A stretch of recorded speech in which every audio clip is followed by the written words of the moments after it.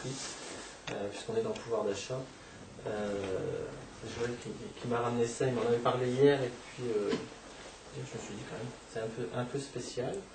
La précarité, on en a parlé, c'est la nourriture. Je vais excepter le Big Mac, depuis le passage à l'euro, qui a pris que 4,5%, on ne sait pas pourquoi, comment ils ont fait, est-ce qu'ils ont baissé la qualité de la viande, si c'était possible, je ne sais pas. Mais si on prend la baguette, c'est passé donc au prix 2001, prix 2006. 65 centimes à 80 centimes, plus 23%.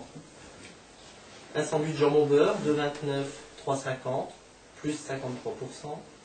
Un kilo de pommes, 1,52 €, 3,54 €, plus 132%. Mon salaire, il n'a pas fait ça, c'est clair. Si on prend les déplacements, un plein de diesel, 50 litres, 40 € en 2001, 55 € en 2006, plus 37,5%. Et puis la précarité, c'est aussi la santé, parce qu'on sait bien que ça fait partie des choses que les gens suppriment en premier. La consultation généraliste, prix 2001, 17,53 €. Prix 2006, 21 €, ça peut être plus 20%. Et le dentifrice, 1,60 € en 2001, 2,95 €, plus 84%. Voilà la réalité aussi de ce qu'est le pouvoir d'achat. Quand on nous donne les indices lycée de l'augmentation des prix, il y a quand même des jours où on se pose la question de savoir qu'est-ce qu'il y a réellement dans cet indice, quand on voit les telles différences. Et effectivement, je pense qu'il est plus que temps qu'on s'attaque à ce problème. Et j'en profite pour donner la parole à Gérard, qui va avoir la lourde charge de nous dire comment on va pouvoir, avec Ségolène, s'attaquer à cette situation et remettre les choses peut-être un peu en place. Bonsoir. Oui, je vais essayer. Bon, d'abord, merci, vous m'avez fait venir de Paris, là. Ça doit être ma 18e ou 19e réunion, là, depuis le début du mois. C'est la première dans un appartement. Ça a son charme. C'est une maison. Maison. Maison. C'est un enfant. Je reste dans votre région jusqu'à vendredi matin, parce que demain il y a le congrès de l'UNEF à Lille. Mes 4 grands-enfants étant à la direction de l'UNEF, je vais parler, il faut un truc, c'est les 100 ans de l'UNEF. Créé en 1907, il y aura un banquet avec 500 jeunes, il paraît que les vieux comme moi vont parler aux jeunes. On doit être une petite dizaine sélectionnée pour faire des anciens dirigeants de l'UNEF pour faire ça. Vous aurez aussi possible d'y assister Lionel Jospin demain, qui vient comme ancien dirigeant de l'UNEF aussi parler. Et puis je crois que dimanche, donc c'est Ségolène Royal qui vient aussi au congrès de l'UNEF. Je crois que les autres, il n'y a que Sarkozy qui a refusé. Et Le Pen qui n'a pas été invité. Bon, pour faire suite. Moi je vais d'abord dire une chose, c'est que la France n'a jamais été aussi riche. Hein, pas les Français, la France. La France. Hein, là, les entreprises du CAC 40, ils l'ont dit il y a quelques semaines, une dizaine de jours, en 2006, c'est 100 milliards d'euros de bénéfices pour 40 entreprises. Quoi. 100 milliards d'euros. L'année d'avant, c'était 83,4 milliards d'euros. L'année d'avant, c'était 66 milliards d'euros. L'année d'avant, c'était 57 milliards d'euros. Et dites-vous bien que dès qu'il y a les 57 milliards, c'était les records historiques de l'histoire de France des bénéfices des grandes entreprises. C'est-à-dire, ce n'est pas une période normale, ordinaire, etc. Jamais ils n'ont fait autant de bénéfices. Jamais ils n'ont fait autant de profits et de marge. Ah, c'est la première des choses. Alors, ils disent, ouais, mais on va faire cet argent-là, on va le faire à l'étranger. C'est pas en France. On partit, mais ils le ramènent en France. C'est bien des possesseurs et des actionnaires français qui, pour l'essentiel, bénéficient de ce pactole. C'est pas dispersé comme ça. Quand ils nous disent, il y a une dette. Et la dette, c'est pas une dette extérieure dont on parle. C'est une dette de l'État. Et cette dette de l'État, elle est auprès de qui? Auprès de Français, à 85%. Alors après, ils vous disent, à cause de la dette, on ne peut rien faire.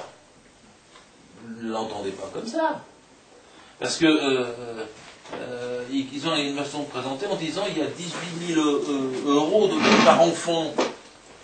Enfin, tous les enfants ne sont pas sur le même plan. Vous avez les enfants, les nôtres, quoi. Puis vous avez les enfants de ceux qu'on prêtait. Et quand il s'agit de rembourser la dette, c'est nos enfants qui vont le rembourser aux enfants de ceux qu'on prêtait. Hein, c'est un transfert de richesse dans le sens des plus pauvres vers les plus riches.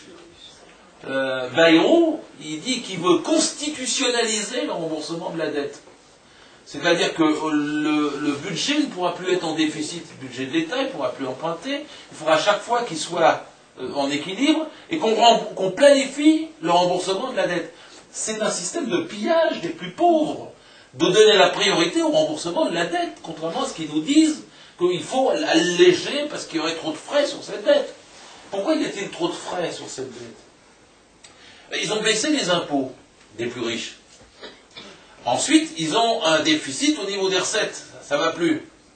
Alors, ils empruntent aux plus riches, avec des taux d'intérêt élevés, que la Banque Centrale Européenne fixe, et ensuite, ils remboursent. Et ils se tournent vers nous et disent, regarde, il faut rembourser. C'est quand même un système de siphonnage, je dirais, à l'inverse de Robin des Bois, quoi. On prend aux pauvres pour donner aux riches. C'est ce transfert-là qui s'opère. Si bien qu'en France aujourd'hui, vous avez 378 000 millionnaires en euros.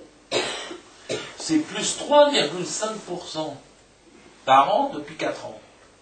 Ils augmentent et ils sont plus riches.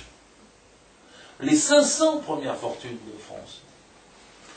Madame Parizeau, qui est une de mes cibles préférées, présidente du MEDEF, est la 273e de ces fortunes. Les 500 premières fortunes ont gagné en 2005 par rapport à 2004, c'est les chiffres que j'ai.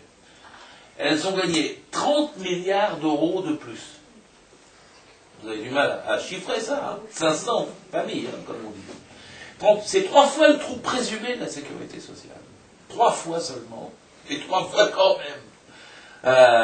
Vous vous rendez compte de ce que ça signifie comme concentration.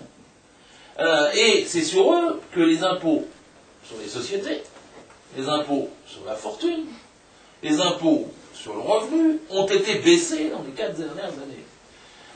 Donc là, vous avez quand même le cœur d'un problème, parce que quand ils disent aujourd'hui on ne peut plus payer la protection sociale, on ne peut plus payer les retraites, etc., écoutez-les bien, c'est tous des menteurs. La sécurité sociale et les retraites ont été mises en place en France en 1945, quand la France était en ruine. En ruine. Aujourd'hui, on est 5,5 à 6 fois, c'est un calcul un peu approximatif, je concède, plus riche, c'est-à-dire avec un PIB, produit intérieur brut, 5 à 6 fois et demi, plus important qu'en 1945. Pourquoi nous demande-t-on aujourd'hui de renoncer à ce qu'on a mis en place quand on était en ruine? Il y a quelque chose qui cloche. Je ne sais pas qui vous écoutez la radio le matin, moi c'est Jean-Marc Sylvestre sur 7h20 le matin. En général il me met en colère pour la journée. Devant mon bol de café au lait, je suis déjà un peu énervé quand il nous dit depuis 25 ans qu'il faut travailler plus et gagner moins. Que les Bretons, enfin pas les Bretons, non, les Chinois, les Indiens nous prennent notre pain, quoi.